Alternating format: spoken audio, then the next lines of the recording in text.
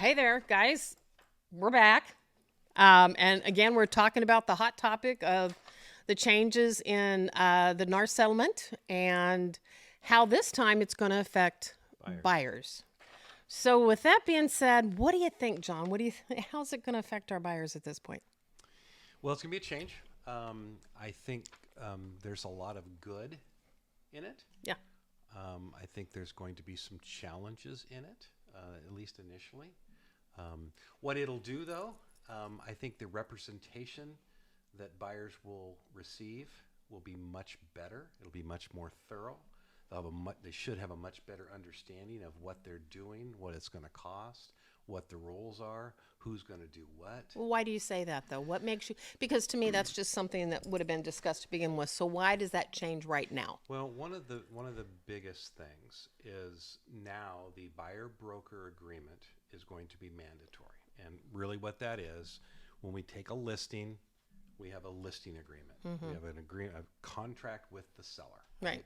Now we're going to have a contract with the buyer. So it lays out all these roles and responsibilities and what we can do, what we can't do for them, right, and what the compensation is going to be. Right. So the compensation on there, and I'll go back to this. I don't use a buyer broker agreement. Obviously, I'm going to follow the rules. Okay. I am not going anywhere in this industry. So I'll do what they ask me to do. And so I've been studying that buyer broker agreement the last couple of days. And all the things it says that I should be doing or should not be doing, I've been doing them anyway.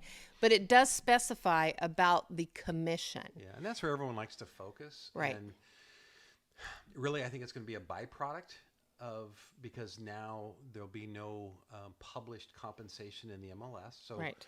Historically, what we've done is you negotiate with a seller, and you negotiate your commission, and you negotiate the buyer's agent's commission. Mm-hmm. So as a good thing, now the buyer's agent can do that with the buyer.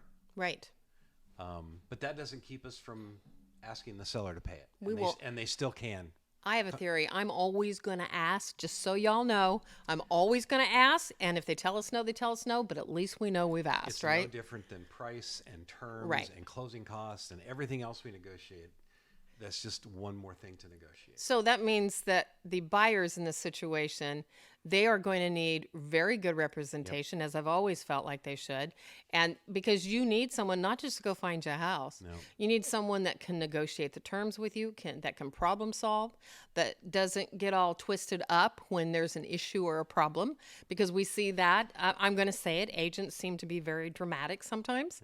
Yeah. We're problem solvers. Yes, absolutely. The good ones are. And are you good? Does that mean you're good? Okay. If you ask me, I'll tell you. That's a whole nother story, okay? But that's one of the things we do. So buyers hire a buyer's agent who knows how to negotiate. That's right. Exactly. And looks out for your best interest. Well, how do you tell? Well, one of the first things, if they're sitting down with you and talking about the contract and talking about the buyer broker agreement and the commission and how that's all going to fit with what you have or don't have, as the case may be, that's your first clue. Yeah, because I'm normally meeting with people and I'm talking about their family and how many children they have, where do they go to school, where are their jobs? You know, I'm getting a good feel for them. So I know where they don't even have to tell me about their finances sometimes. Sometimes just telling me what you do or where your life's been or whatever is just enough for me. And when you go into that, these buyers need to know that you care, right? It's not, we've always said, it's not my money, it's not my finances, it's not my home. It's yours. So with that being said, we've got the buyer broker agreement, which comes into play. So for buyers, this is a big deal. It is. And your agent needs to explain it to the nine. Like I'm even going to send a copy home with everybody to begin with before we actually sit down and I want them to read it. Obviously, I'm going to go over it with them. But the one thing that I do know about that is that commission side does have to be filled in. That is what is mandatory now. Mm-hmm. We can't leave it blank. There is a right and wrong way to fill that out. But so one of the things that when we sit down and we discuss things with the buyers, there's a line on there that says that they will pay a certain percentage commission or a flat rate commission. Or an hourly rate. An hourly rate. It can be that. Like buyers, don't do that. Yeah, but if I'm sitting down with my people and I know they can't afford to pay me, I'm not checking the box that says you're going to pay me no matter what. And that's kind of what that says. If in the agreement, like once I sit down with them and they say, we always want to ask the seller. I mean, and I think, honestly, John, I think for the most part, that's where this is going to go. Absolutely. So we really need to explain that to them. And this all for the buyers right now is, honestly, I'll be straight with you. It's educating you. It's teaching you what good agents have always tried to teach our clients, right? It's also understanding what that particular buyer can and can't do. They may want to do something financially, they just may not be They able to. can't. And so we need to know that up front. And if we find a house and the seller is just adamant, that we may still write an offer. I mean, I don't care if I piss him off or her off. It doesn't matter to me. We know that about you. I know. Yes. But, you know, if we find out they're just adamant, we move on. Except I will tell you guys, I have been in situations where they have flat said, we're not repairing anything. We're not giving any credits. We're not doing anything.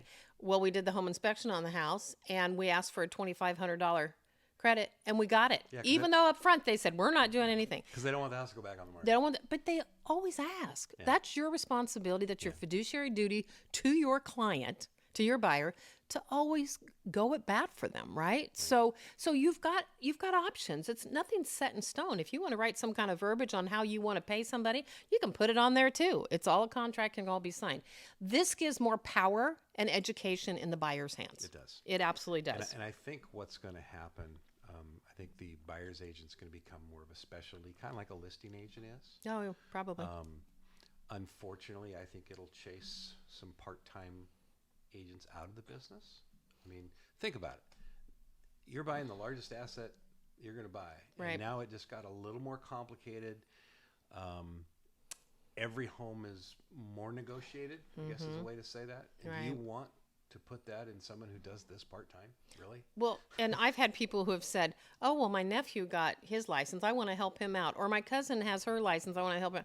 I'm going to tell you, every time that's happened, I've found out because they've come back to me and they've apologized and said, we are so sorry we didn't use you. You don't have to apologize to me. Do you want the surgeon who's going to take out your gallbladder to be a part-time surgeon? He may be a great guy or a great gal. I still have mine. Okay, whatever. so you know. Tonsils?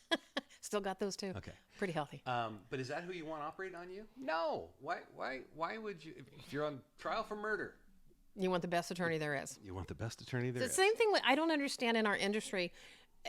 And there are some people, I have some wonderful clients, trust me. But these people will go and they'll just grab the next agent. And they don't know anything about that agent. They don't know how that agent conducts their business. They don't have, I mean, for goodness sakes, give a list of phone numbers out if you're an agent and get referrals. Have your clients give referrals. That's what buyers ought to be doing in sellers. They should. Unless you've already worked with them and they know you. But so the buyer, this whole thing and this whole settlement is to allow the buyer to have a little more say in what and control and of control. their transaction. Yeah. Which to me, giving education, that just gives you more power in your negotiations, right? So we're there to teach you. And you know, we talked about this earlier. You know, we've been in a pretty strong seller's market now since 12 and 13 is really when it started. Yeah. And so everyone's got this opinion that, oh, sellers aren't going to pay anything. And so I asked you the question. I said, so what happens when the market changes? Mm-hmm. And houses are sitting? Are sellers going to offer more compensation, which is exactly what the new homes do when they need a house to move? Yep, they offer more. And so over time, I'll bet you the commission percentage, if you want to track those things, I'll bet you over time it doesn't change much, at least in this market. Maybe, and initially we might see some change because people are going to try to put more money in their pocket. Yep. And which is okay. that's fine. And if there'll be the handful that actually succeeds, then that's okay, right? Like, all right, more power to you. But the majority of people still need guidance. And your buyers, and this is what we're talking about, your buyers definitely need guidance. A lot of the times they've only bought one house, or maybe this is their first house, or even maybe I had one that 20 years ago they had bought their house. They had no clue what was going on at this point. So the buyers, you need your representation, right? We just got to figure out, I'm just going to say it. We are like you guys, we work, okay? And trust me when I tell you, we work for free a lot, and we're okay with that. We understand that's kind of the nature of the beast, but we don't do everything for nothing. Okay. So it's just going to be a little different for us now to go in and say what works best for you as my buyer. And I got to say, some of the conversations I've heard or seen, it just kills me because some agents, and this is a little bit on the agent thing, but I'm going to say it now. Some agents will tell a buyer, oh, you don't pay me anything. I work for free for you. That's absolutely incorrect. Yeah. When you buy a house, part of the fees to buy that house went to pay the agent that represented you. So it wasn't free. You may not have paid it with a check, but you paid it in the price of that house. You absolutely paid it in the price of your house. So it's all. So I'm going to give you a scenario. What if I'm a buyer and I make an offer on a house and it's got 4 other offers on it? Okay. And I can't afford to pay my agent anything. It's going to have to come out of that. Can the seller turn around, and I would think the buyer should know this, can the seller turn around and offer different compensation to all 5 of those offers? Yeah, they can. And so I'm going to ask you, and again, I'm thinking like a buyer, why is that fair? It's not. And I think unexpected consequence, I think it opens the door to do some things that this industry, and every industry for that matter, have gotten away from with doing some things that restrict people, areas, whatever. Yeah. Yeah, before brokers. Because let's just say it. We have our favorite agents, we have our favorite brokers and lenders, so on and so forth, right? So we're back. Little technical difficulties. John's fault. Whatever. So we were discussing what happens when a buyer goes to view a home and that buyer, the seller is leaving, because sometimes we have that happen. They don't want to put a lockbox on. They just leave when the buyer's agent and the buyer gets there, right? So they pass each other, little highs, formalities, right? And for some reason, the seller gets a bad vibe. What's going to happen when that offer comes across? So the positive side of that, okay, that can happen now. Sure, that's true. What can't happen now, because there's no difference in compensation. Yeah. Now they can structure their counteroffer, and they can always restructure the counteroffer price term. Sure. But to your point, it opens that door to people who are not the most honest or ethical, I think, and who discriminate. We'll just call it what it is. Okay. I was trying not to say that word, but that's what it is. I'm not always politically correct, so there we go. For whatever reason, they don't like white guys with goatees. I don't know. But then you've got all these cameras in your houses now too. Yeah. So my point is, we're going to have some things that come out of this that may not be so wonderful, but I'll go back to this. You have the ability to negotiate something that you really, really want. And it may be a little hard for you to do financially. I talked about in our other video that you as the buyers have some challenges. You have high interest rates. You got to come up with your deposit, your closing cost. And if you really, really want a house and a seller is digging their heels in and they're not going to pay your agent or the broker any money, then you have to figure out, what can I do? How can I get creative to get this house I really want? And there'll be times that that's going to happen. There'll be times that you're like, oh, sorry, screw this. I'm moving on, right? There's more than one way. Yeah. My dad used to say there's more than one way to skin a cat. That's kind of like hillbilly talk, isn't it? A little bit, yeah. Yeah, don't He say grew up on a farm. And I'm from West Virginia, so I can talk hillbillies, okay? But, I mean, this is not going to be cookie cutter. No. Right offers. I mean, hire somebody who can negotiate. I'm just going to tell you that's where the money's going to be made. Yeah, I think so. So I don't think I think we pretty much covered it. That's really what's going to change for you guys, is us sitting down with you up front. It's going to make us sit down with you instead of going, oh, yeah, I'll meet you over at the house and show you, right? We're going to have to sit down with you. We're going to have to spend a little time. I always tell people, hey, I'll buy you a cup of coffee or something. Let's meet somewhere, right? It's on me. And we'll go over this new buyer-broker agreement that's going to be mandated come July. Yeah. Okay? We implemented a long time ago is especially as electronic signatures came in. On our first consultation, we sit down and go through kind of the nuts and bolts of the contract, the first 3 pages where all the financial stuff is. Right. Because we found that when we educated somebody and then we ask them to make a decision, they make better decisions. And then the whole process is much better for them. They understand it, they're engaged, they know what they can do, and they know what they're getting into. This is a big purchase. This is a big purchase, and this is back to giving you guys the power of making decisions for yourself. Correct. Okay, we live in the United States. We like to have our own decision making, and so therefore this puts a little more power into your hands to some extent. And again, I'm just going to keep going back to this. I'm not opposed to any of this. No, I'm opposed. There's a lot of good parts. Oh, to there's this. great parts. I'm John knows me well enough. I'm about transparency. Sometimes I'm probably a little too transparent. I'll be honest with you. Yeah. Okay. Thanks.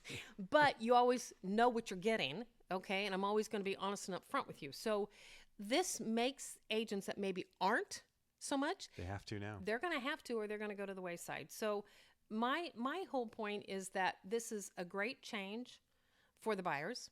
I think it's a great change for sellers. You're not going to get anything from me that's going to say anything else. All I'm going to tell you is this old gal is going to have to learn to change, right? Because I've been doing it the same way for the last 20 years. Same thing we had to do during COVID. Same thing we had to do during the crash of '08. You adapt and move on. Yeah. Or a March Madness, survive in advance. You survive in advance. So you guys will be able to really negotiate more, dictate more. You'll have more of a say in what's going to transpire from start to finish. Correct. So Correct. I don't think there's anything else on the buyer side. No, that we really... we'd love to see comments, or if you have questions, we'd love to be able to answer some direct questions. Right. But always like, subscribe, and share this with somebody who might get some value out of it. Yeah. And we'll talk to you next week. Yeah. Goodbye.